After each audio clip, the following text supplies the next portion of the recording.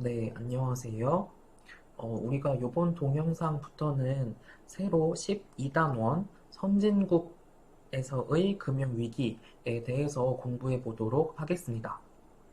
이번 12단원에서 선진국에서 나타났던 금융위기에 대해 살펴볼 예정이고, 이어지는 다음에 13단원에서는 우리나라도 아직 이제 글로벌 그 시장에서는 개도국으로 분류가 많이 되는데 이제 그렇게 우리나라를 비롯한 어떤 개발도상국들의 에서 나타났던 금융위기에 대해서 살펴보기도 하겠습니다. 그리고 이번 단원을 들어가기에 앞서서 한번 혹시 제가 우리가 이번 학기 처음 그 오리엔테이션 하면서 말씀드렸던 거 혹시 기억하시나요? 지금 우리가 이번 12단원을 통해서 선진국들에서 나타났던 금융위기 중에 대표적이라고 할 수 있는 가장 최근 2007년, 2009년 글로벌 금융위기에 대해서 어떤 과정을 통해서 이렇게 확대가 되고 글로벌하게 전파가 되었는지 뭐 그런 것들을 살펴보도록 하겠습니다. 근데 이 책이 한 나온 지가 한 2, 3년 정도 됐겠죠? 됐는데 이제 이 책의 어떤 다음번 개정판이 나오면 그 올해 2020년에 나타났던 코로나19로 인한 경제 위기, 글로벌 위기도 이제 아마 교과서에 뭐 박스 같은 데로 들어가지 않을까 싶습니다. 그래서 뭐 월스트리트 저널이나 파이낸셜 타임스나 이코노미스트 같은 해외 어떤 좀 전문적인 언론들을 보면 올해 나타나고 있는 이 코로나19를 영어로 코비드 19 크라이시스라고 표현을 하는 곳들이 있어요. 그래서 이게 뭐 참 재미있다고 할 수는 없죠. 그런데 이게 참 이제 불과 몇 년 안에 우리가 올해 겪었던 뭐 대표적인 뭐 국가들마다 뭐 GDP가 얼마가 떨어졌었고 뭐 수출입은 얼마가 마이너스가 났었고 뭐 환율 변동 주식시장은 뭐 얼마가 또 까졌었고 또 뭐 그래서 뭐 도시마다 락다운 어떻게 했었고 그래서 뭐 실업자가 얼마가 또 증가를 했었고 뭐 기업들에서 그래서 뭐 구조조정이 얼마만큼이 있었고 특히나 뭐 항공 운수업 쪽에서는 뭐 얼마나 힘들었고 뭐 이러한 것들이 이제 불과 몇 년 안에 뭐 다음번이나 다다음번 개정판 교과서가 나오면 이제 뭐 경제나 금융 교과서들에 이제 올해 우리가 겪었던 일들이 들어갈 것 같습니다. 이제 좀 이제 왜 이런 말씀을 드리냐면 그 2007년, 2009년에 있었던 글로벌 금융위기 때 중학생이셨나요? 고등학생이셨나요? 그러니까 저가 그때 대학생 이제 막 입학했을 때인데 뭐 글로벌 금융 위기 때 그러니까 겪은 영향이 크지 않기도 하고 다행히 그리고 대학교 1학년이어서 뭔가 그래도 신문을 보긴 했는데 그때 뭐 뭔가 심각했는지 제가 기억에 하나도 안 남아 있거든요. 그래서 뭔가 제 인생에 있어서 그리고 또 97년 외환위기 때는 또 그때는 더 어렸었고 제가 그리고 심지어 동영상 보시는 분들 중에는 IMF 외환위기 때 안 태어나신 분들도 계시잖아요. 그러니까 저 입장에서는 이 코로나19로 인한 위기가 뭔가 의식을 갖게 되고 난 이후에 내 몸으로 겪는 처음에 어떤 위기이거든요.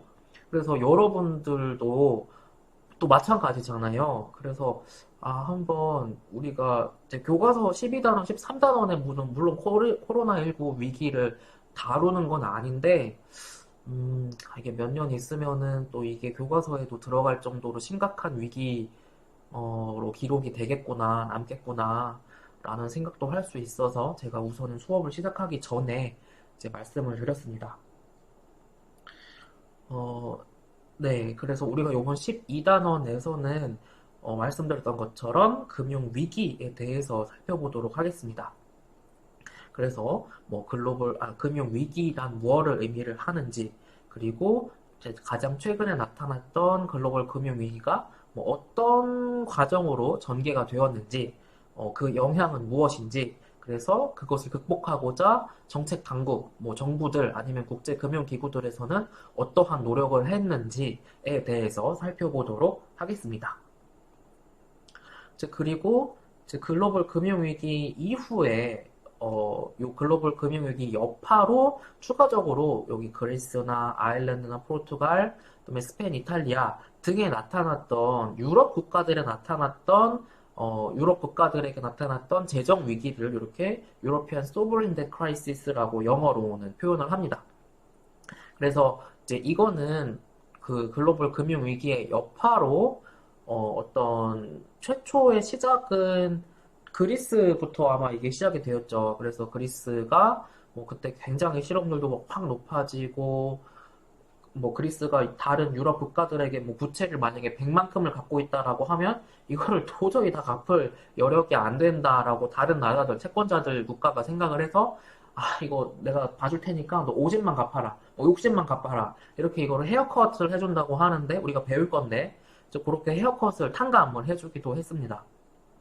이제 그게 또 그리스에서만은 나타난 건 아니었고 안타깝게도 이제 여러 다른 유럽 국가들까지도 굉장히 이게 많이 퍼졌었던 그런 현상이 요 유로피안 소브레인 뎁 크라이시스가 되겠습니다. 그러니까 이게 2010년대 초반에 나타났던 그래서 한 2011년, 12년, 뭐 10년, 11년, 12년 정도에 나타났던 위기라고 할 수가 있겠습니다. 네, 그래서 우리가 요 첫 번째 12.1 부분으로 들어가면 우리 여기 첫 번째 하나 요 페이지를 통해서 도대체 Financial Crisis가 뭐야? 라는 것을 우선 살펴보도록 하겠습니다. 그런데 우리가 이제 이 Financial Crisis가 뭐야? 라는 걸 살펴보기 위해서는 우리가 앞에 8단원에서 살펴보았던 것처럼 요거를 한번 더 한번 상기를 시켜볼 수가 있겠습니다. 뭐냐면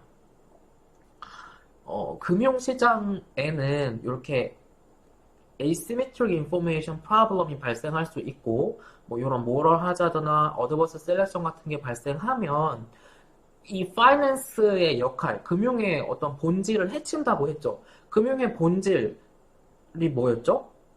우리 시험에서도 나왔었죠.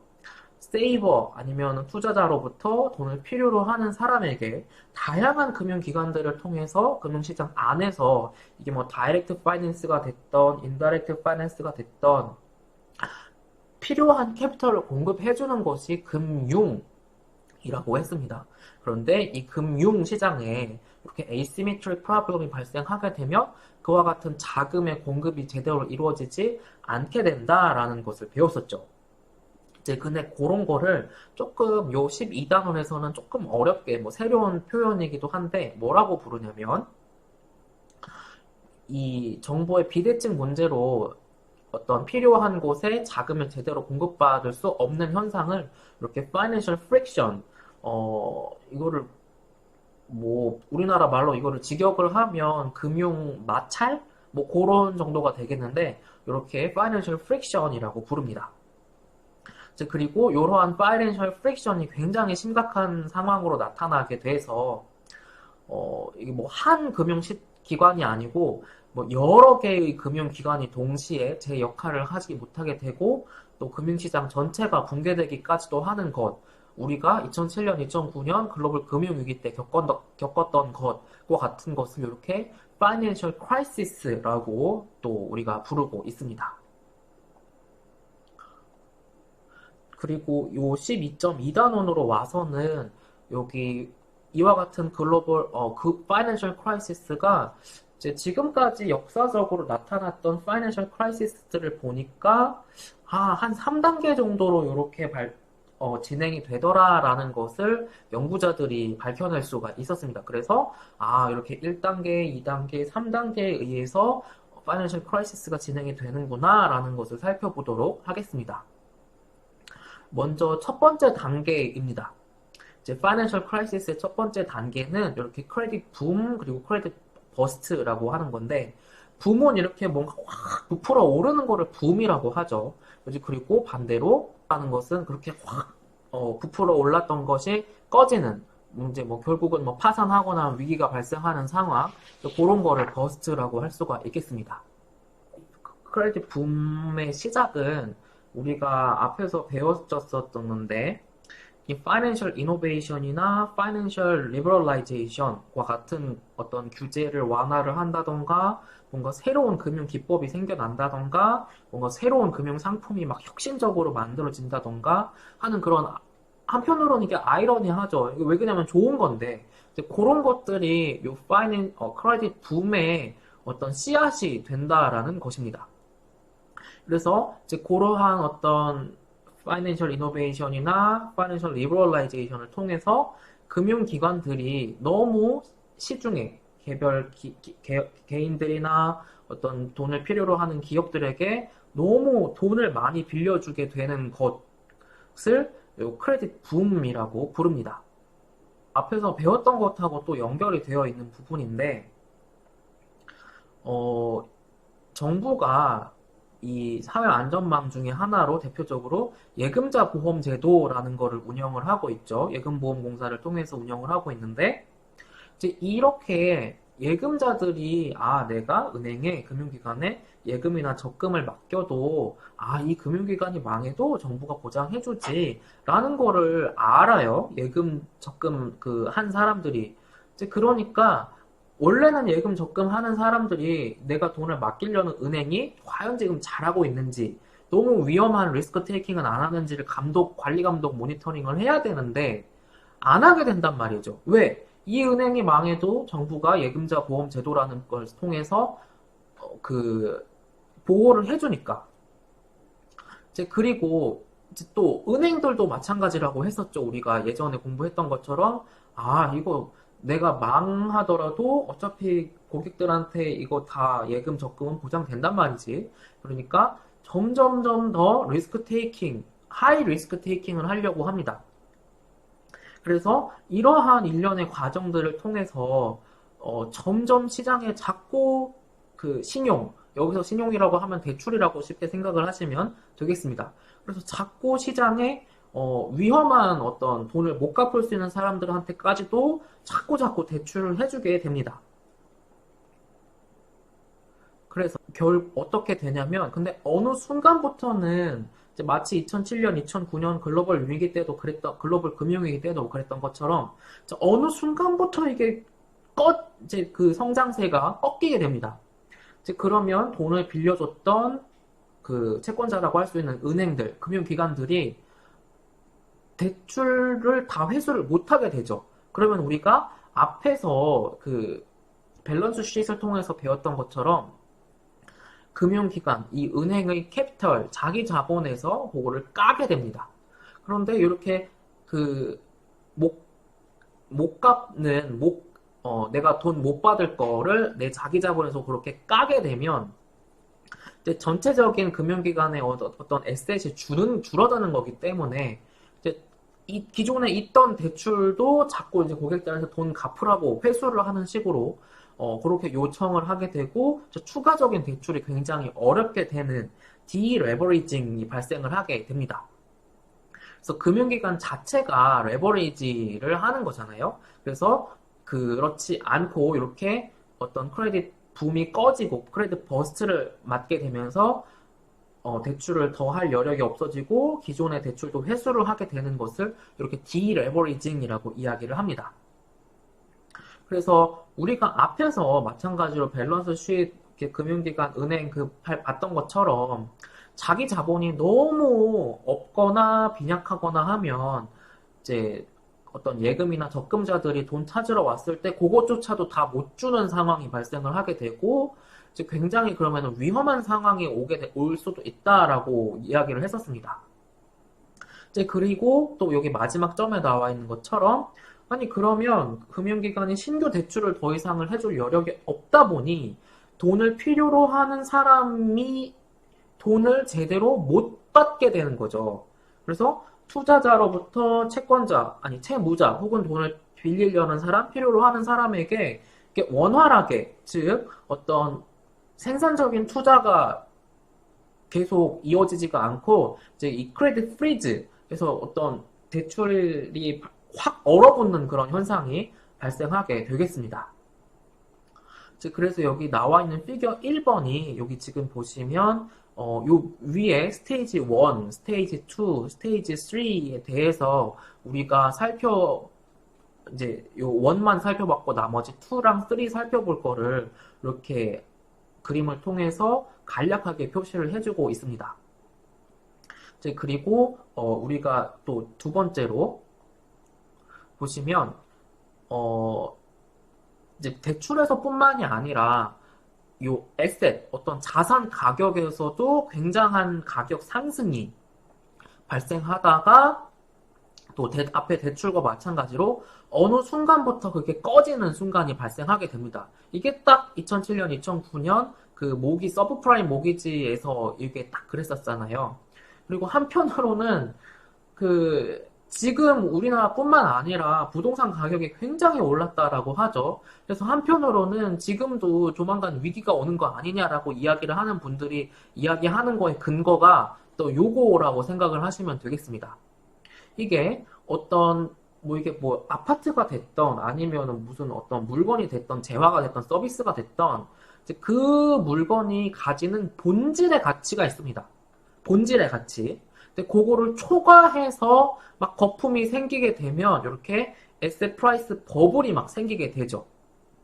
그래서 90년대부터 2000년대 초반에 나타났던 미국의 IT 닷컴 버블이라든지 그리고 글로벌 금융위기 때 나타났던 이제 그 시초가 되었던 부동산 시장의 어떤 폭등이라든지 그런 것들도 다 이 에셋 프라이스 버블의 어떤 사례라고 할 수가 있겠습니다.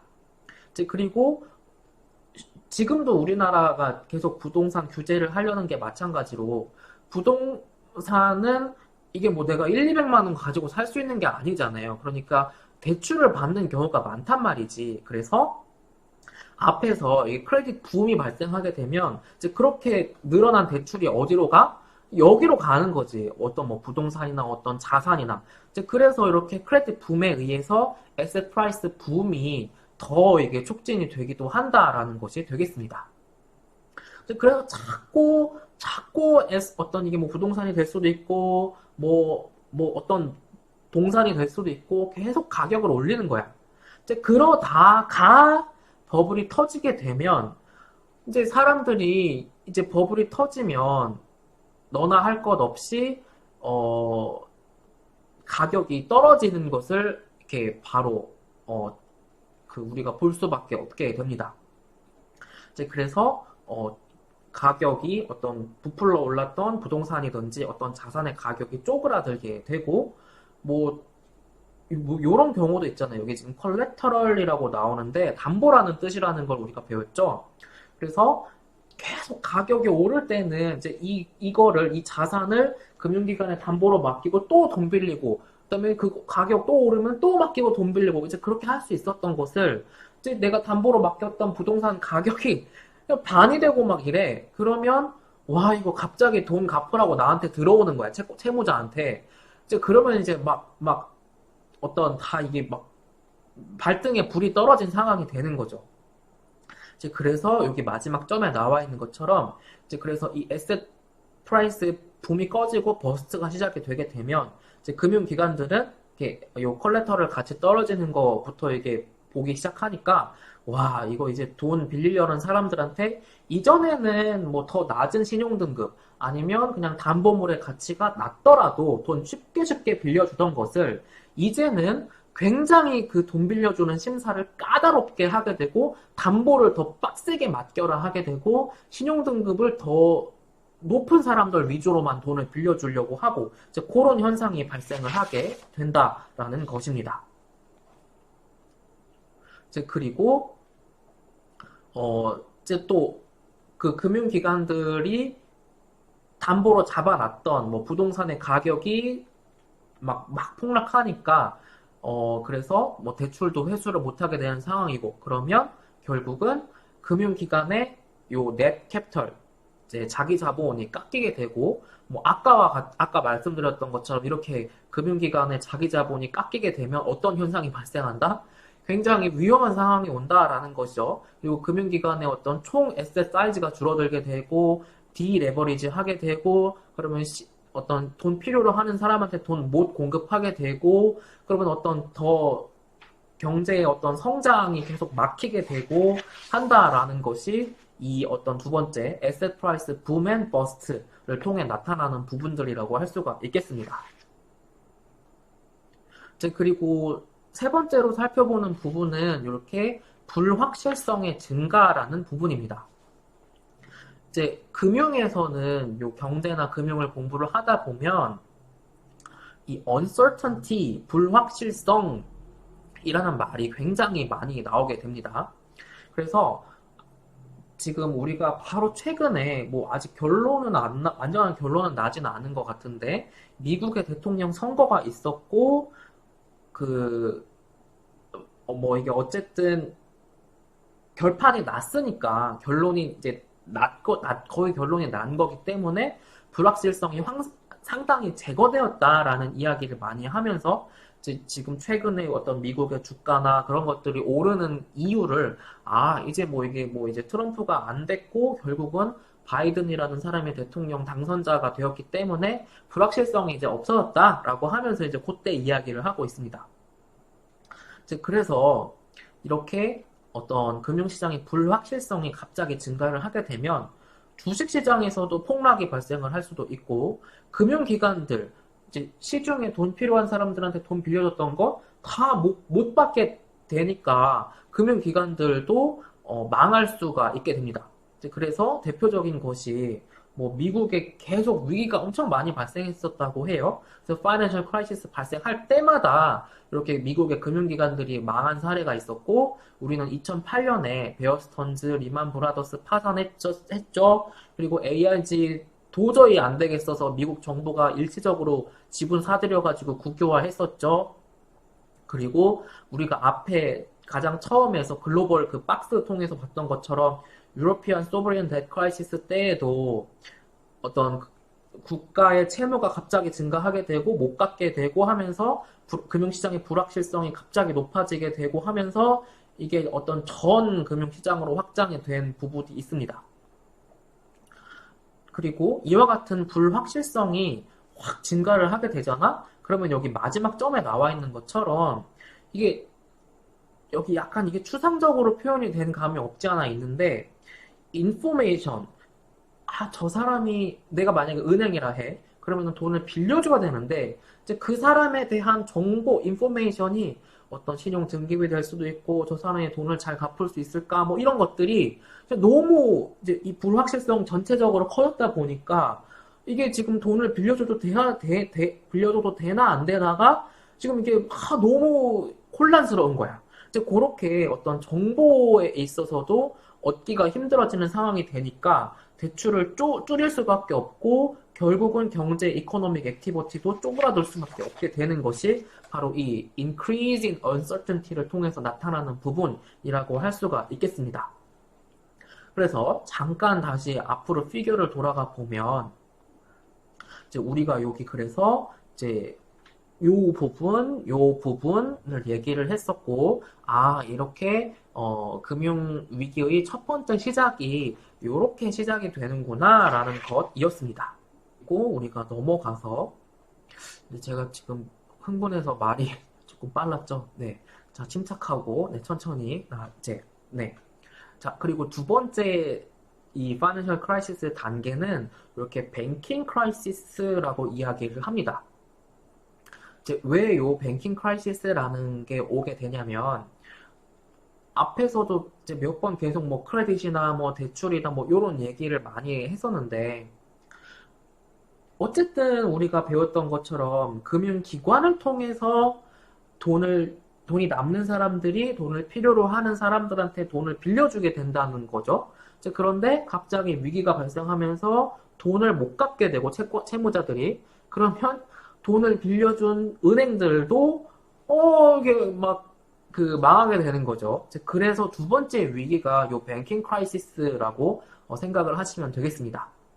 그래서 앞에서 막 은행들이 위기가 오면서 디레버리징을 하게 되고 막 장기 자본이 깎여 나가고 하면서 인솔번시 즉 지급 불능의 상태, 은행의 경우에는 예금, 적금 받았던 것도 다 못 돌려주는 지급 불능의 상태에 빠지게 됩니다. 그래서 일부 은행, 금융기관의 경우에는 파산을 하게 되고, 이제 그런 게 뱅킹 크라이시스가 되겠습니다. 그래서 이게 만약에 심각하게 되면 한두 개, 한 개 금융기관 망하고 끝나는 게 아니고 2007년부터 9년까지 글로벌 금융위기 때 그랬던 것처럼 미국에서만 몇 개 망했지, 유럽에서도 몇 개 망했지, 우리나라는 IMF 외환위기 생각하면 그때 금융기관이 수개가 무너졌습니다. 그래서 요런 은행들이 도미노처럼 다 무너지는 현상이 발생을 할 수 있게 되겠습니다. 그리고 그 어떤 시작은 이 위기, 바로 우리가 앞에서 uncertainty라든지 앞에서 봤던 것처럼 asymmetric information이 굉장히 커져가면서 여기 지금 금융이나 경제에서 특히 어떤 이 financial crisis를 공부를 하다 보면 이 contagion이라는 영어 단어가 굉장히 많이 나오는데 이게 경제나 금융에서 다른 뜻으로 쓰이는 건 아니고 이제 한 금융기관이 망하게 되면 이제 그와 같은 금융기관과 거래를 하고 있거나 어떤 관계를 맺고 있거나 하던 또 옆에 있던 금융기관이 망하게 되는 거죠. 이게 전염이 되면서 그래서 이 contagion이라는 단어가 financial crisis를 공부를 하다 보면 굉장히 많이 등장하는 영어 단어가 되겠습니다. 그리고 여기 마지막 점에 나와 있는 것처럼 그러면 그렇게 망할 것 같은 예금 적금을 은행에 맡긴 고객들은 그거를 가만히 보고 있겠어? 가만히 보고 있겠냐고. 한시라도 빨리 달려가서, 창고 달려가가지고, 은행원들 머리 끄댕이 잡으면서 내 돈 내놔! 내 돈 내놔! 그러겠지. 왜 그러냐면 내가 돈 맡긴 은행이 안전한 은행인지 아닌지 판단을 할 수도 없고, 이제 그거를 생각할 겨를도 없으니까, 금융기관 가가지고 돈을 인출을 하게 되는 뱅크런 사태가 발생을 하게 됩니다. 이제 그렇게 되면 은행들은 안 그래도 지금 위기 때문에 디레버리징 했고 대출도 회수하고 돈 받을 것도 다 못 받게 되는 상황인데 예금 적금 지금 맡긴 고객들은 나한테 돈 찾으러 와. 그러면 이걸 어떻게 해서 줘야 돼? 어떻게 해서든 주긴 줘야 돼. 그래서 어떻게 하게 되냐? 은행이나 금융기관은 본인들이 에셋, 자산으로 갖고 있던 것을 갑자기 급매로 팔 수밖에 없어. 그래서 이렇게 은행들, 금융기관들이 갖고 있던 자산을 급매로 파는 것을 fire sale이라고 합니다. 자, 생각을 해보세요. 내가 만약에 직장인이야. 근데 갑자기 나도 예상을 못하게 인사 발령이 나서 내가 지금 살던 집을 아니면 타던 차를 처분을 해야 되는 상황이야. 근데 내가 이게 급하게 파는 게 아니면 충분히 시간을 가지고 있고 팔 수 있으면 제값을 다 갚고 다 받으면서 팔 수가 있는 거죠. 그쵸? 근데 내가 이거 갑자기 빨리 팔고 나 가야 돼. 그러면 내가 이거를 싸게 내놓을 수밖에 없는 거지. 그래서 여기 파이어 세일의 경우에도 금융기관들이 이거 공고 내가지고 입찰 받고 이렇게 천천히 과정 다 거쳐가지고 팔았으면 제값을 다 받을 수 있었을 걸. 지금 고객들이 창고에 달려와가지고 예금 돌려내라, 적금 돌려내라 하는 판이니까, 이거 급하게 은행이 가진 자산을 건물이라도 내놓고 직원도 다 자르고 급하게 하는 거야. 가지고 있는 컴퓨터도 팔고 땅도 팔고. 그러니까 이게 제값을 받고 팔 수가 있냐? 없단 말이죠. 그래서 이와 같이 뱅크런이 발생하게 되면 급하게 자산을 다 판매를 하게 되는 요 파이어 세일이 발생을 하게 됩니다. 근데 이 파이어 세일이 발생하게 되면 안 그래도 지금 은행 상황이 좋지가 않은데 에셋이 자꾸 쪼그라드는 거지.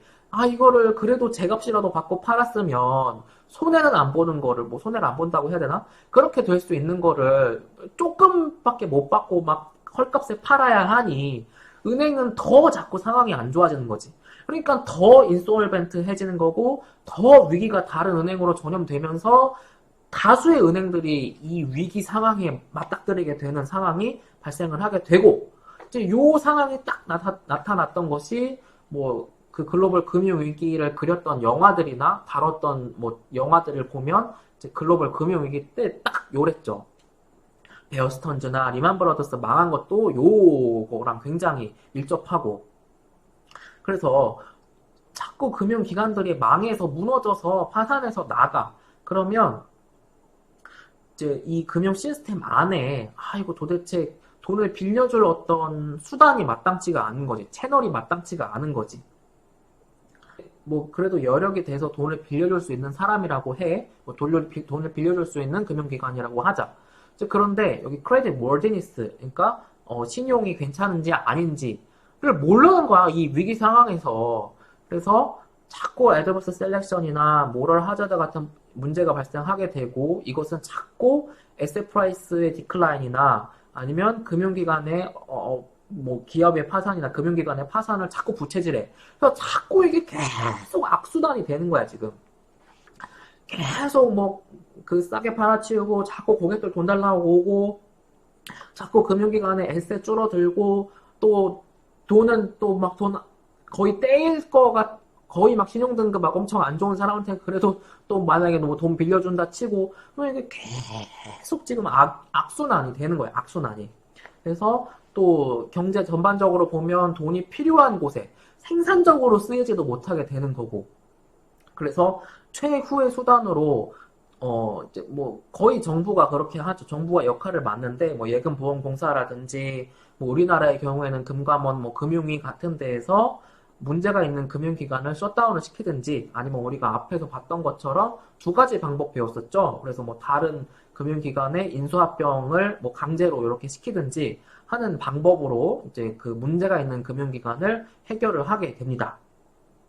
이제 그래서 그렇게 하고 난 후에야 겨우겨우 불확실성이 거치게 되면 그때서야 주가가 회복되고 금융기관의 밸런스 쉿도 뭐 조금 쪼그라드는 게 아니라 이제 뭐 안정이 된다든지 하면서 이 전반적인 파이낸셜 프릭션이 감소하고 한다라고 할 수가 있겠습니다. 그래서 테이블 1번을 보면 지금 여기 나와 있는 나라별로 1800년 이후부터 뱅킹 크라이시스가 나타났던 것에 대해서 몇 가지 지금 항목들에 대해서 이야기를 하고 있습니다.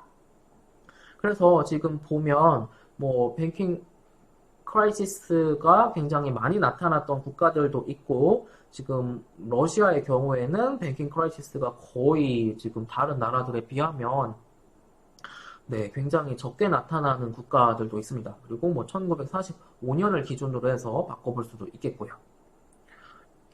어려운 부분은 없었죠. 그리고 이거를 뭐, 이렇게 금융위기가 자꾸 심각해지고, 막 자꾸 절정에 이게 다다르게 되는구나, 라고 중간중간에 처음 접하는 뭐, 단어들, 개념들, 그거만, 아시면 되겠습니다. 네, 그리고 세 번째, 스테이지 3가 여기 debt deflation이 되겠습니다. 여기 스테이지 3에서는 이야기하고 있는 것이 debt deflation이라는 것을 통해서 얘기를 하고 있는데, 요렇게 얘기를 하고 있습니다. 만약에 물가가 급격하게 하락을 하게 되면, 기업의 채무자의 부채 부담이 오르게 된다라는 것입니다. 여기 지금 두 번째 점을 통해서 살펴보면, 물가가 하락하게 되면, 그 채무자의 실질로 환산한 부채가 급격하게 상승하게 됩니다. 그럼에도 불구하고 토탈 에셋은 고정되어 있기 때문에 net worth, 그러니까 토탈 에셋 빼기 liability를 하면 liability가 확 많이 빠지게 되는 거니까 net worth가 채무자의 net worth가 감소하게 된다라는 것입니다. 이거를 뒤에 있는 예를 통해서 왜 그런지 한번 살펴보면, 자, 2019년에 100밀리언만큼의 에셋이 있고 90밀리언만큼의 부채가 있다고 합시다. 그래서 이 기업의 경우에는 총 net worth, 그러니까 캐피털, 자기 자본은 10밀리언만큼이 있는 것이 되겠습니다. 그런데 이게 2019년 상황이고 이제 1년 후 2020년에 물가가 10%만큼 하락을 했다라고 합시다. 그런데 이와 같은 부채가 여기 만약에 물가가 2019년 대비 2020년에 10%만큼 떨어졌다라고 하면 liability의 어떤 리얼 밸류, 실질 가격이 2019년으로 환산한 실질 가격이 10%만큼 오르게 됩니다. 여기 지금 이 경우에는 프라이스 레벨이 10%만큼 떨어져서 부채가 오르는 걸로 나왔죠. 그래서 반대로 생각을 하면 물가가 오르게 되면 부채가 떨어지게 되는 거죠. 그쵸? 그래서 이 경우에는 2019년으로 환산한 부채 가치가 물가가 떨어짐으로 인해서 10%만큼 오르게 되었고, 그래서 자기 자본의 경우 물가가 떨어짐으로 인해서 이렇게 10이었던 것이 1밀리언만큼으로 줄어든 모습이 되겠습니다. 그래서 여기에서 본 것처럼 이게 물가가 하락을 하게 되면 실질 가치로 환산을 한 부채가 나한테 더 크게 작용을 하게 되는 거죠. 그래서 이렇게 되면 어드버스 셀렉션이나 모럴 하자드 프로블럼이 또 다시 심각해지게 되는 문제가 발생을 할 수 있겠습니다. 네, 그래서 우리가 이번 동영상에서는 파이낸셜 크라이시스가 발생하게 되는 스테이지 1, 스테이지 2, 스테이지 3에 대해서 순서대로 살펴보았고, 다음 동영상에서 또 이어서 살펴보도록 하겠습니다.